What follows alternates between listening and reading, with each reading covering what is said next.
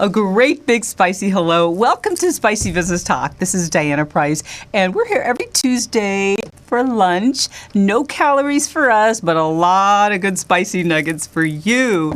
And as you know, we help speakers, executives, entrepreneurs, authors, and thought leaders.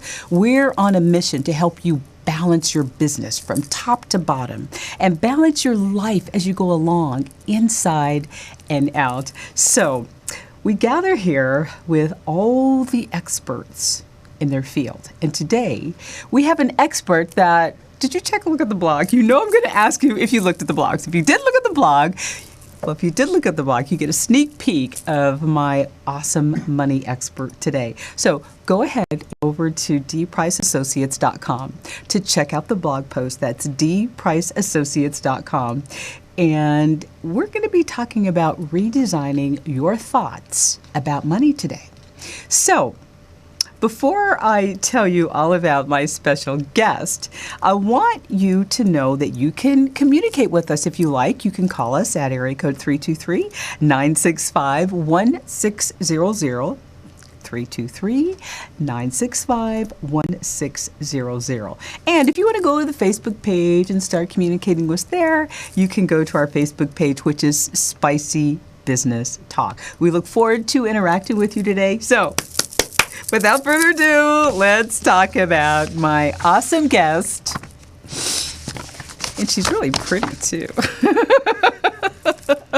So I'm going to read you a little bit about her bio. My guest today is Marlene Elizabeth Lyall. She's a local educator, she's an entrepreneur, and she's a parent who is passionate about helping heart-centered women transform their relationship with money inside and out.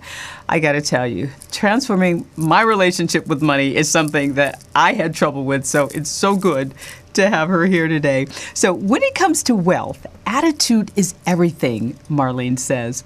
If our relationship with money is damaged, our financial wings remain broken. That means you can't fly, you can't soar, you can't do anything. She helps women grow their money wings.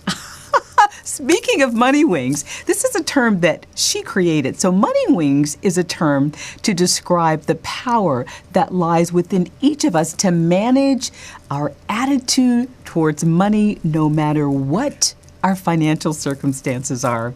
So I want Marlene to tell you a little bit more about Money Wings and how she formed Money Wings, where she came up with that awesome term. So you guys get a great big welcome and a nice big spicy welcome to Marlene Lyall.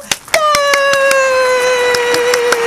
Nice to have you on the show. Thank so you, good Diana. to have Thank you. you so Yes. much. Thank yes, you. yes. It's a gift to be here, and I'm just so excited because, as you know and as you said, I'm just all about doing everything that I can to empower women to play big. Yeah. Yeah. That's what it's all about. Yeah. You have to have that play big mentality, otherwise it doesn't work. Right. So tell us a right. little bit about how you got into this Money Wings things. And I love the term Money Wings. I mean, it's all an attitude about wealth. So tell us a little bit more. Thank you. Well, I spent a lot of time in my career playing big. I was pretty young when I left home at 19 and ended up working on Capitol Hill. And at that time, the representative I worked for on the Hill, the congressman, was Leon Panetta. Nice. Right. We remember him. You guys remember him? Right. So this was way before, he ended up going on to bigger things, right? But at 19, I was out doing that. And then my work in politics shifted my focus to looking more at the human spirit and really helping people to soar in ways that if they could work on the inside out, they'd get to bigger places, right? So at that point, I ended up deciding to go back to school, and I got my degree from Boston College in religious education. And at that point, started doing I've always been a teacher at heart, so did lots of teaching, lots of workshops. I ended up again, playing big by working on television, and I had a wonderful time. It was a very exciting time. Television. Right. So tell us about your television career. So I worked closely with, I co-hosted a show with a priest by the name of Father Michael Manning. And Father Michael Manning. Father Michael Manning, Okay. very, very vivacious, wonderful Catholic priest, and it was a wonderful experience. The show was aired on the Trinity Broadcast Network. TBN, right? And the show went into 110,000 homes, 110 million homes around the country and the world. Cool. It was a pretty pretty exciting show. And so, but there came a time though in my life where I'm playing big and doing great things in my career, but it was time to settle down. And I was ready to get married, have my, have a child and all that. So I did. So I had my daughter, and what happened is I ended up, we had a passion for being a stay-at-home mom. And so I ended up staying home with her for about 10 years, and until she was able to, start school. And no more TBN. Right, no more TBN, right. But it was at that point when I started becoming, very much, mom and really trying to be the best mom I could be. I approached everything that way. I really, one of the things I really value is excellence, being the best we can be. We have such a finite time on this earth. Let's make it the best. So it has a ripple effect, That's a good nugget. Right? Absolutely. Right? Yeah. So I decided that one of the things that was very important to me is to raise a money-smart kid, a money-smart girl, And then I thought, well, wait a minute, though. How am I going to do that if I didn't have that strong foundation in my life? And so that began my journey to start really exploring my relationship with money. And really kind of trying to figure out, what does that even mean? How do you have a relationship with something that's that's not a human being? Oh, but you right? have to have that. Right. So this is so good that you Absolutely. are instilling that first in yourself, because it has to start at home. It has to start and then at home. to your daughter. Absolutely. Yeah. And I do think in terms of legacy. So I think in terms of, whatever I teach onto her will be what she teaches onto her kids. I constantly have that long range view. Whenever I'm teaching her things about life. And so I started really examining, this relationship with money, and I'm thinking, it needs some attention here. And so my instinct was to start, reading about the technical aspects of money, all the practical aspects of money, how you budget, how you save, how you invest, all the practical aspects. But nothing was really kind of connecting. I noticed that, if anything, I was feeling overwhelmed. I wasn't feeling empowered. I wasn't feeling energized. And I pay attention to those things as a way to show me whether I'm on the right path or not. Okay. So then I thought to myself, there's got to be an easier way, right? And we're all busy, right? We're all busy. It's an understatement. We can't squeeze enough time out of each minute of every day, right? So I Right. thought, okay, what's an easier way for me to take a look at my relationship with money? I decided to look at, how do wealthy people think, right?